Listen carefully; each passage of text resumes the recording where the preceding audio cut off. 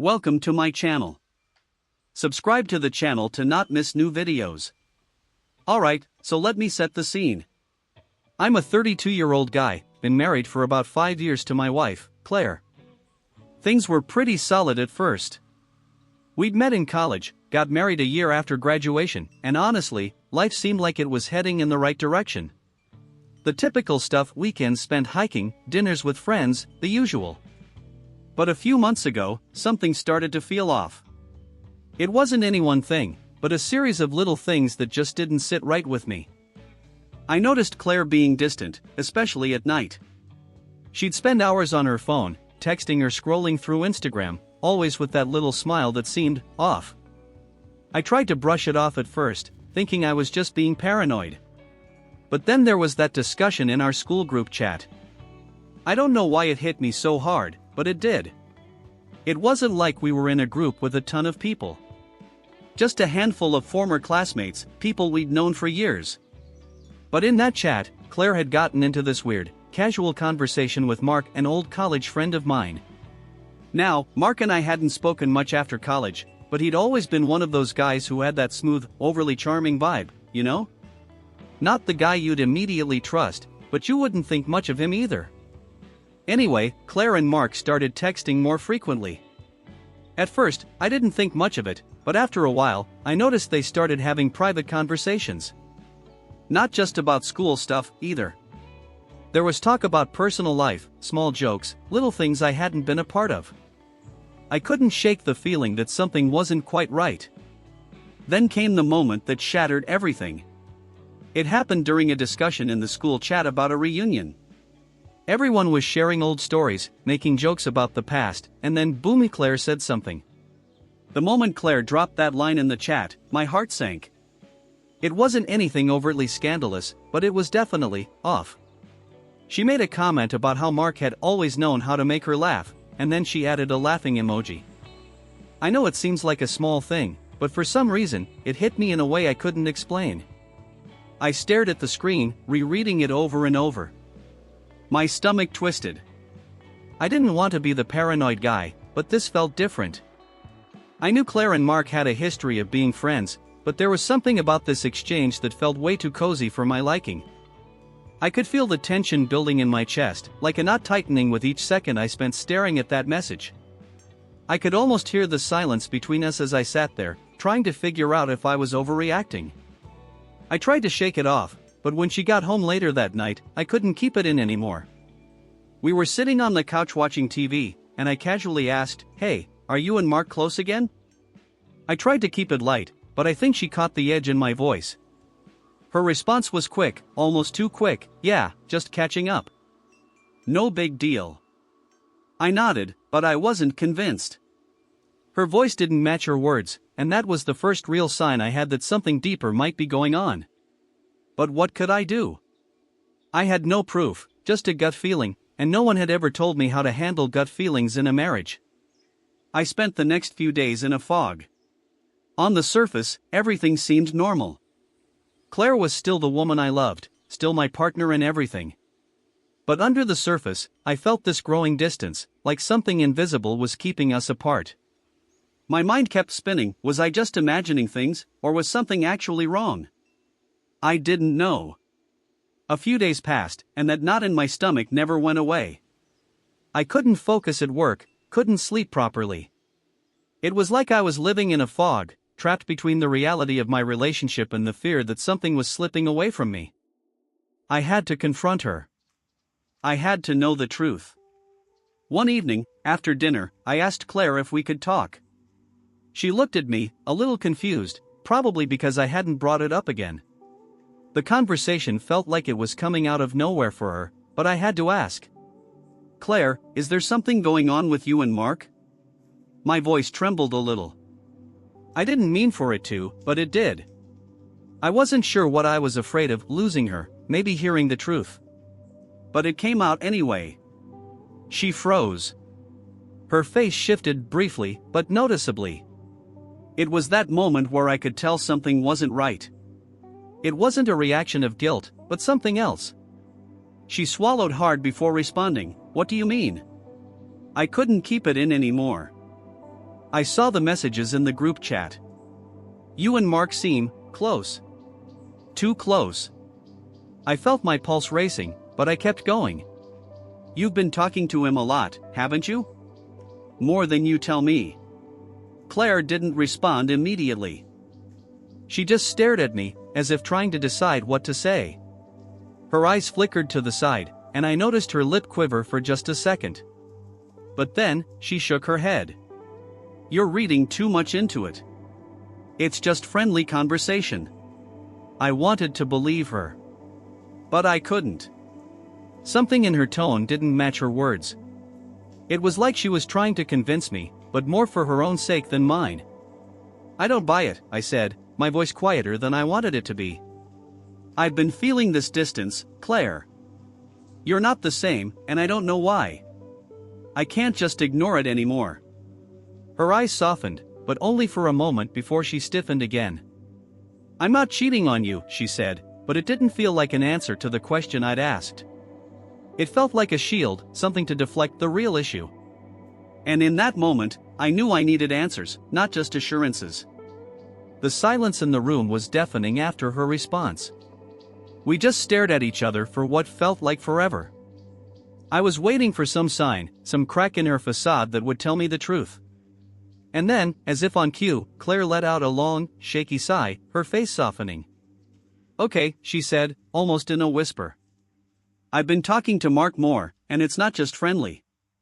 Her words were slow, measured, like she was testing the waters to see how I'd react.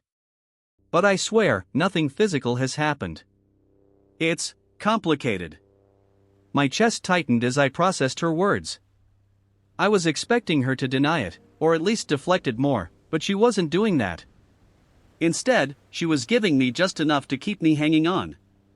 The worst part? I still didn't know how to feel. I should have been furious, right? But the part of me that still loved her, still wanted to understand, just sat there, frozen. Complicated? I asked, my voice cracking. How the hell is it complicated? You're married, Claire. What could possibly be so complicated about that? She wiped her eyes, but her face looked exhausted, like she'd been holding this inside for far too long. I don't know. It started innocently enough, but Mark, he's been there for me. More than you have, lately. Her eyes met mine, and for a moment, I saw the hurt in her expression. You've been so distant, and I guess I needed someone to talk to. I felt like I'd been slapped. Not because she was talking to Mark, though that hurt, but because I couldn't remember when I'd been distant. I was always there. I worked hard, came home, helped out around the house. What did she mean by distant? The guilt started to creep in, but it was mixed with something else: anger, frustration, confusion. So, you turned to him? For everything? I asked, my voice a little more forceful now. What, did you think I wouldn't notice? You didn't think I'd feel something changing between us? Claire didn't answer right away. Instead, she lowered her gaze, looking at her hands in her lap. I didn't want to hurt you. I didn't mean for any of this to happen. But now it's not just about him. I've been feeling lost, and I don't know what I want anymore. Her words stung. They were honest, I could tell. But they also made me feel like I wasn't enough. It was like I was hearing the death of something I couldn't save. The room felt colder after her confession. Everything I had been holding inside, my doubts, my suspicions, my hopes that I was wrong, came crashing down all at once. I could feel my heart pounding in my chest, and for the first time in years, I wasn't sure if I even recognized the person sitting across from me. I stood up abruptly, pacing around the living room like I couldn't contain the whirlwind of emotions inside me. I was furious, but also lost. Hurt. Confused. All of it. You didn't mean to hurt me? I repeated her words, trying to grasp them. Claire, you've been talking to Mark behind my back, and you think I won't feel hurt? You think I won't see that? She looked up at me with tears in her eyes, but the pain in her face didn't make me feel better. I never wanted to hurt you, she said again, softer now, like she was trying to explain a mistake. But I've been so alone. And I've been questioning things for a while. Alone? I shot back, the words coming out sharper than I intended. You think I haven't been there for you? I've been working my ass off to provide for us, Claire. I've been doing everything I could to make things work. But you went to him instead of me. There it was. The raw truth. The betrayal wasn't just about the messages or the phone calls. It was about the fact that she turned to someone else when I should have been the one she relied on. I had felt the distance between us growing, but hearing her admit it made it real, and it was like a punch to the gut. She stood up too, her hands shaking slightly. I didn't know what to do, okay? I didn't know how to fix it, how to talk to you. I didn't want to lose you. I stood there, at a loss for words. What was I supposed to say to that? What could I say? I could feel the rage boiling up again, but it wasn't all rage. There was something else, something deeper, that I couldn't fully understand. It was like everything I knew about our relationship had cracked open, and I wasn't sure how to put the pieces back together. We stood in silence for a long moment, neither of us knowing how to move forward. The love we had for each other was still there, but it felt tainted now, covered in the mess of broken trust. The days after that conversation felt like they lasted forever. I couldn't look at Claire without feeling a storm of emotions: anger, confusion, betrayal, and something I wasn't ready to admit yet: fear. Fear of losing her, fear of how everything had changed, fear of what would come next. We didn't talk much after that night. I think we were both trying to process what had just happened. Claire seemed distant, too, retreating into herself as if the weight of everything was too much to bear. But I knew I had to make a decision. I couldn't keep walking around in this fog of uncertainty. I had to decide if this was something worth salvaging or if it was time to walk away. One evening, about a week after that conversation, I found myself sitting at the kitchen table, staring at the unfinished cup of coffee in front of me. I was alone. Claire was out running errands, and I couldn't shake the feeling that I had to figure this out, for my own sake. The silence in the house felt deafening, like the walls were closing in on me. I thought about everything Claire had said. She'd been feeling lost, questioning things for a while. I could hear her words echoing in my mind, and for some reason, they stuck with me more than anything else. But what did that mean for us? Was she right? Had I been so caught up in my own routine, my own work, that I had missed her slipping away from me? I ran through all the scenarios in my head. I could forgive her, but could I trust her again? Could I look at her the same way? Or would I forever feel like I was waiting for the next betrayal? On the other hand, if I left, I would lose everything I had built with her, everything I thought we had. As the clock ticked on, I realized something. I wasn't ready to give up on us. Not yet. I loved her. I didn't want to lose her, but I also needed to understand how we got here and whether we could truly rebuild what we had. It wouldn't be easy, and I wasn't fooling myself into thinking everything would be fine overnight. But maybe, just maybe, we could fix this. I knew I needed to have another conversation with her. Not to yell, not to blame, but to figure out where we stood and if there was a path forward. I needed to hear from her, just as much as she needed to hear from me. We owed each other that much. Claire came back from her errands just as the evening started to settle in. The house felt like a quiet battlefield, the air thick with everything we hadn't said yet. I could see her hesitate at the doorway when she saw me sitting there at the table. She knew. We both knew this conversation had to happen. No more avoiding it. I motioned for her to sit down, and she did, pulling out the chair slowly. Her eyes were tired, the weight of the past week clearly pressing down on her too. She still looked like my wife, the woman I'd shared so much with, but there was a distance now. A chasm that seemed impossible to cross. Claire, I started, trying to find the right words. I'd been thinking a lot about everything that's happened. About us. I took a deep breath, my heart pounding in my chest. And I realized. I don't want to throw everything away just because we're in a bad spot. I want to try. But I can't do it if you're not really in this too. So, I need you to be honest with me. Are you still in this? Can we rebuild what we had, or is this something that's over? She looked at me for a long moment, like she was searching my face, trying to figure out if I meant it. Her lips parted, but no words came out for a few seconds. Finally, she spoke, her voice quiet and strained. "I don't know, but I want to try, too. I never wanted to hurt you, but I didn't know how to fix what was broken between us. Mark, he was just a distraction. I thought if I could feel something else, something lighter, I wouldn't have to face what was happening at home. But that was wrong. I should have come to you. I should have talked to you."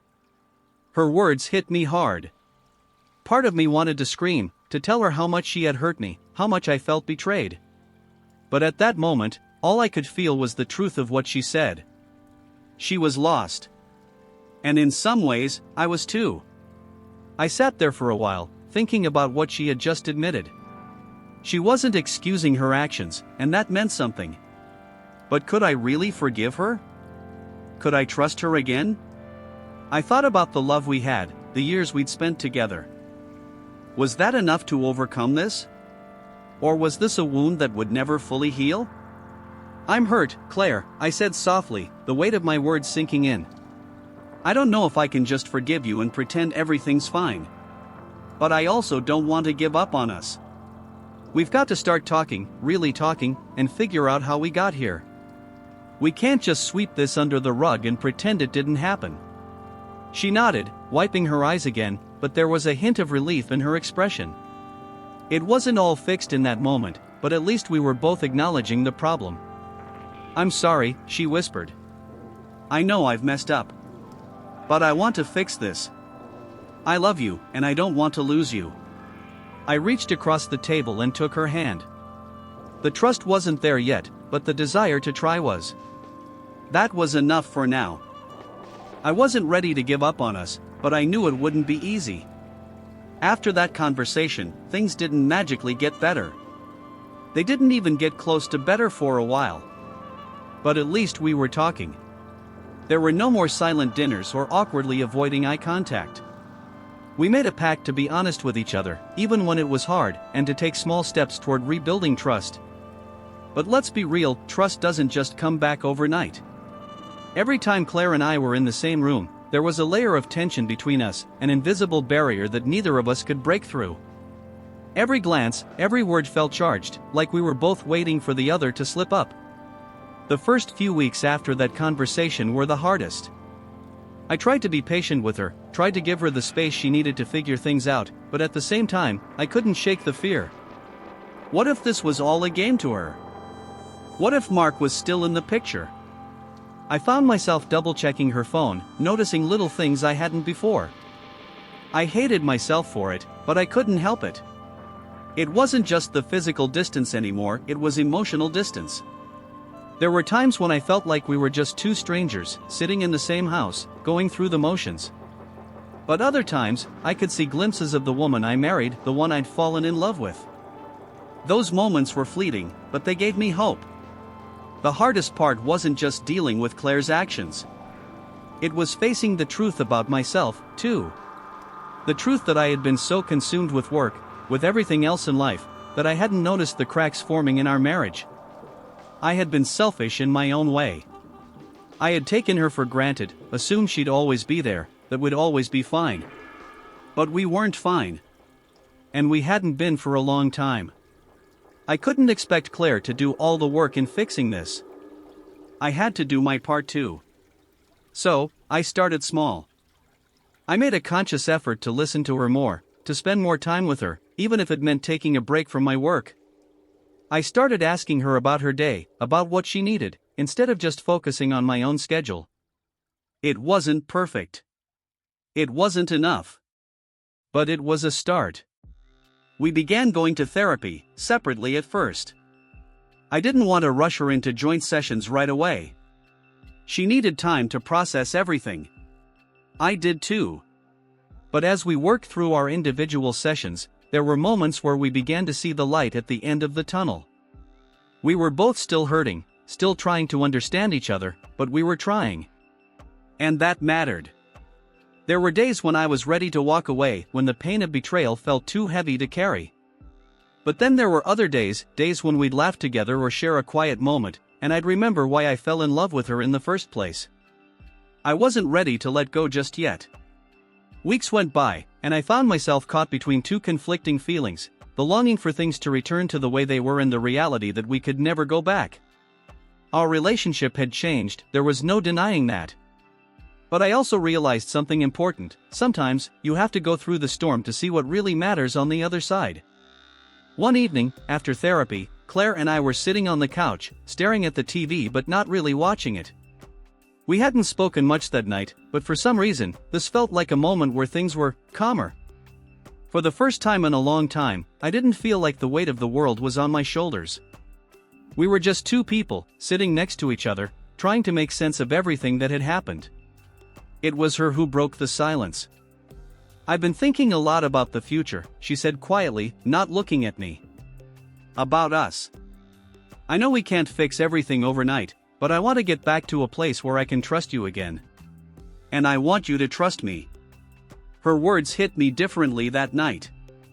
I could hear the sincerity in her voice, and for a brief moment, I felt like we were both on the same page. There were still many hurdles to overcome, but that tiny seed of hope was starting to grow. I didn't respond immediately. Instead, I reached over and took her hand. It was small, but it was the first time in weeks that I'd made an effort to physically connect with her. She looked at me, and there was something in her eyes, a mix of vulnerability and determination, that reminded me of who we were before all of this. "We'll get there," I said, my voice a little shaky, but firm.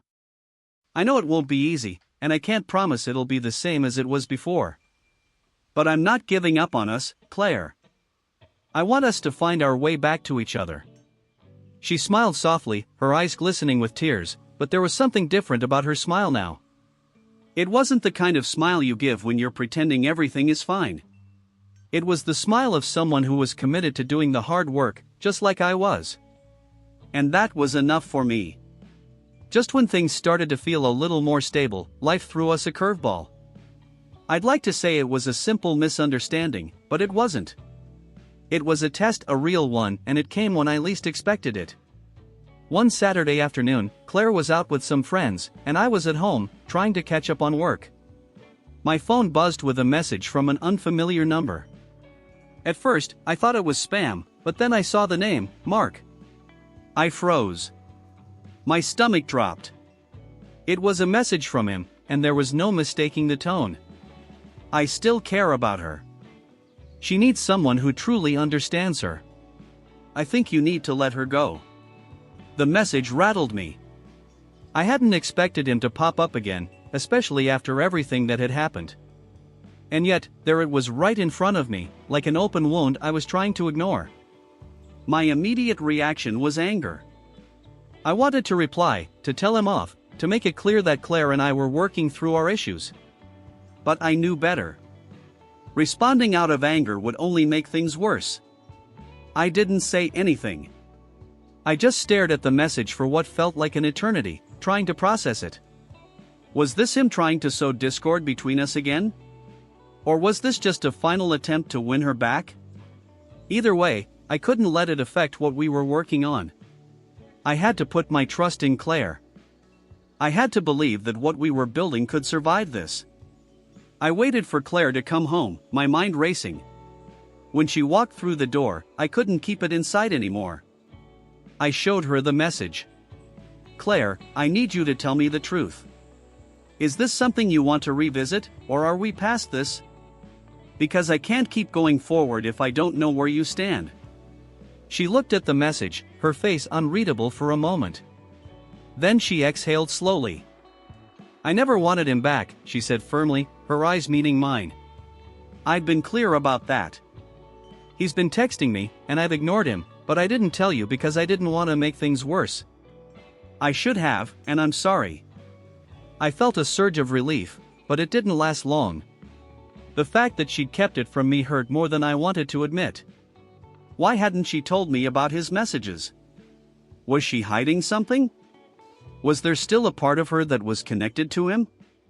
"I need to trust you, Claire. You've got to be open with me if we're going to make this work," I said, my voice low but steady. I know, she replied, her voice soft. And I'm sorry. I messed up. It wasn't easy. In that moment, I had to decide whether I was going to let this one test undo everything we'd been working on or whether I was going to trust her again and move forward. It wasn't the first time she'd disappointed me, and I knew it wouldn't be the last. But I also knew that if I kept holding on to every mistake, every betrayal, I would never be able to heal. I believe you, I said, even though part of me wasn't sure I did. But I wanted to. And that was the first step. As the days passed, I found myself constantly checking in with my emotions. I couldn't ignore the doubts that crept into my mind, but I also knew that holding on to them wouldn't help either of us. It was a battle, a daily battle, between trying to move forward and the fear that it might all fall apart again. Claire and I had been more open with each other than we had in months, but there were still moments of tension. Little things, like her being too quiet when she was on the phone or the way she sometimes seemed distracted when we were together, would set off alarms in my head. I hated that about myself. I hated how much I was second-guessing everything. But I couldn't help it. My trust had been shaken, and now, it was like I was looking for the next sign of trouble, just waiting for it to happen. One night, we were sitting on the couch, watching TV. Claire leaned against me, her head resting on my shoulder. For a moment, it felt like we were in a good place again, like maybe the worst was behind us. But then she shifted, and I saw her glance at her phone. It wasn't anything dramatic, just a quick look. But it was enough to trigger that familiar anxiety. I need to be better about this, I thought. I need to trust her more. But the truth was, I wasn't sure if I was ready to let go of the fear. What if she was still hiding something? What if she was still in contact with Mark or someone else? The thought of that was enough to make my heart race, and it took everything in me not to ask her about it. But I didn't want to go back to where we were, constantly questioning each other, constantly on edge. I'm sorry, I said, almost out of nowhere, my voice a little hoarse. I know I've been distant lately. I think I'm just afraid. I'm afraid of losing you again. I know I need to let go of the past, but it's harder than I thought. Claire looked up at me, her expression softening. I'm afraid, too, she said quietly. I don't want to lose you. I don't want you to feel like you can't trust me, but I understand why you're struggling. I do. There was a brief silence between us, and for the first time in a while, it felt like we were truly in the same place. We both had fears, doubts, and insecurities. But we were facing them together. I want us to get back to a place where we're not just surviving, I said, my voice stronger now. I want us to thrive again. But I can't do it alone. We have to work at it, day by day. No more secrets.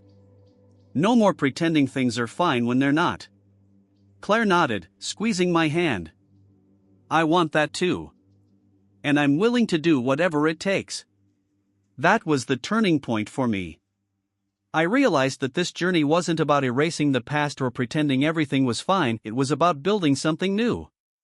Something stronger. It wasn't going to be easy, and it wasn't going to happen overnight. But if we both committed to it, maybe, just maybe, we could get through it together. It was strange. Despite all the progress we'd made, I found myself still walking on eggshells at times. The anxiety wasn't gone, not by a long shot. I was trying to rebuild trust, but I was still haunted by the fear that I was overlooking something. I didn't know how to explain it to Claire. How do you tell someone that, despite everything they've done to show they're committed, you're still terrified they might slip away? One evening, I decided to push through it. We were in the kitchen together, cooking dinner, something we used to do all the time before everything fell apart. Claire was chopping vegetables, humming to herself, and I was grilling chicken. For a brief moment, it felt like we were just a normal couple again. I wanted to hold on to that feeling, to let it wash over me. But then, my mind wandered. The thought came uninvited, just like always. What if she wasn't really over Mark? What if all these little moments, her secretive phone calls, her moments of distance, were signs I had missed? Was I being naive, thinking everything could go back to normal? I tried to shake it off, focusing on the sizzling chicken, but the doubt gnawed at me. I can't keep doing this, I muttered to myself, almost under my breath. Claire looked up at me, a quizzical expression on her face. "What's wrong?" she asked. I hesitated. I keep thinking about all the things that happened. And I don't know if I can ever fully stop doubting. You know? I don't know if I can ever really trust again.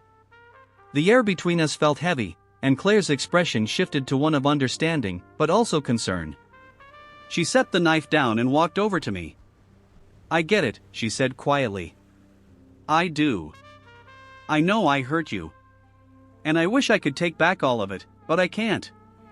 All I can do now is show you with my actions that I'm here for you. That I'm not going anywhere." It was such a simple thing to say, but the sincerity in her voice, her eyes locked onto mine as she spoke, gave me a strange sense of relief.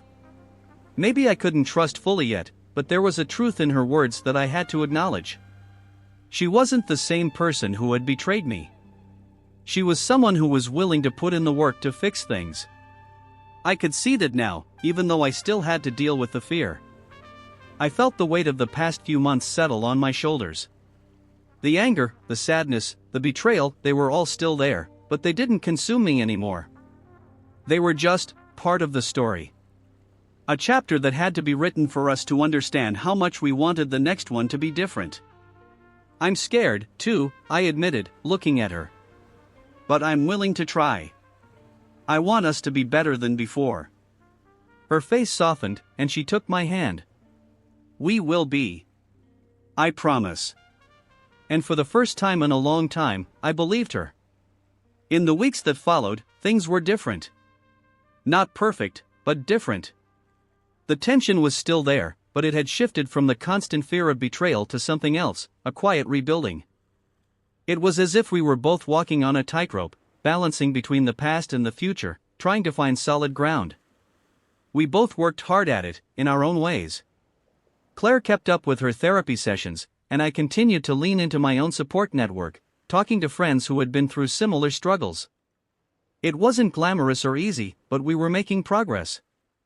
We started doing things together that we hadn't done in months, going for walks, cooking together, even watching the shows we used to binge before everything fell apart. But it wasn't without its hiccups.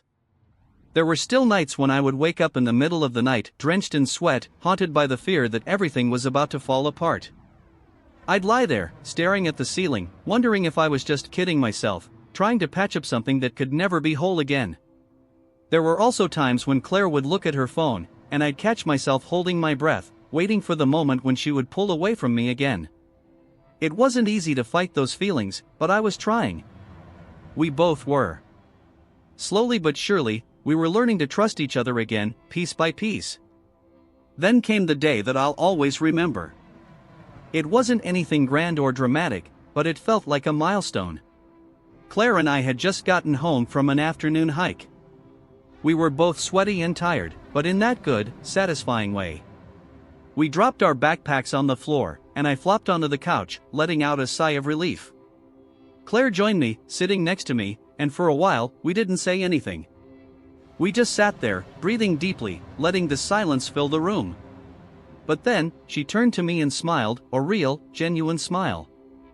"I think I'm starting to believe we can do this," she said softly. I looked at her, my heart swelling with a mix of gratitude and caution. "You really think so?" She nodded. "Yeah. I don't know if things will ever be exactly the same as they were before, but I think they can be better. I think we can be better." And for the first time in a long time, I didn't feel like I was just holding my breath, waiting for the other shoe to drop. I felt a small, but real, sense of peace. We weren't there yet, not even close, but I could see a future where we were both whole again. Together. It wasn't about erasing the mistakes of the past or pretending they never happened. It was about accepting that they had, and still choosing to walk forward with the person beside you, knowing that the journey wasn't going to be easy, but it would be worth it. As time went on, I found myself in a constant state of evaluation. Was I making the right choice? Was I really ready to let go of the past? Every decision, every conversation, every small gesture felt like a test. Would this be the moment I cracked? The moment I turned back and walked away? Or would it be the moment I finally allowed myself to fully trust again? The more time I spent with Claire, the more I realized that healing wasn't linear. There were ups and downs, and it didn't follow a predictable pattern. One day, we could be laughing about some silly thing on TV, and the next, I could catch myself remembering the hurt, the betrayal. But the difference was, I no longer let that dictate everything. I was learning how to live with it. It was the middle of a Friday evening when I finally made my decision. Claire and I had planned a quiet night in. She was going to cook, and we'd order takeout from our favorite local place. It was the kind of evening that, in the past, would have been perfect for just relaxing and forgetting about everything. But for some reason, that night, I felt the weight of it all more than usual. We sat across from each other at the dinner table, the food between us untouched for a moment as we simply stared at each other. She had this vulnerable look in her eyes, one that I'd never seen before, and it made me realize something. I had to let go. Let go of the anger. Let go of the fear. Let go of the constant questioning. Not for her, though that was part of it, but for myself. If I didn't let go, I was going to carry that burden for the rest of my life. I couldn't keep living in the shadow of what had happened, no matter how much it hurt. It wasn't fair to either of us. "I've been thinking," I said quietly, my voice steady but full of emotion. "I think I'm ready to move forward. I can't pretend everything is okay, but I can't keep living in the past either." Claire's eyes widened slightly, and she put down her fork. "What do you mean?" "I mean, I can't keep doubting you," I continued, looking into her eyes. "I know we've had a rough patch, and I don't know if we'll ever be the same as we were before, but I want to try. I want to give this us a real shot." For a moment, she was silent. But then she smiled softly, that genuine smile that always made me feel like maybe we were going to be okay. "I want that too," she said, her voice barely above a whisper.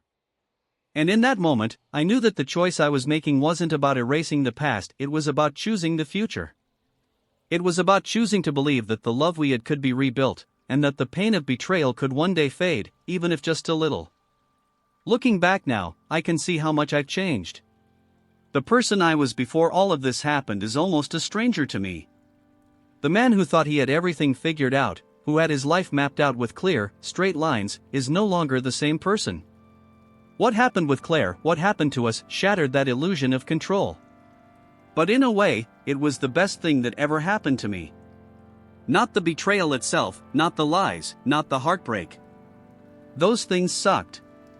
But what came after, the reflection, the growth, the emotional roller coaster, it taught me things I never would have learned otherwise.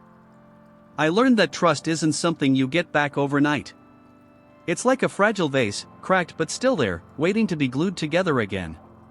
The pieces might never fit perfectly, but with time, it can still be beautiful in its own way.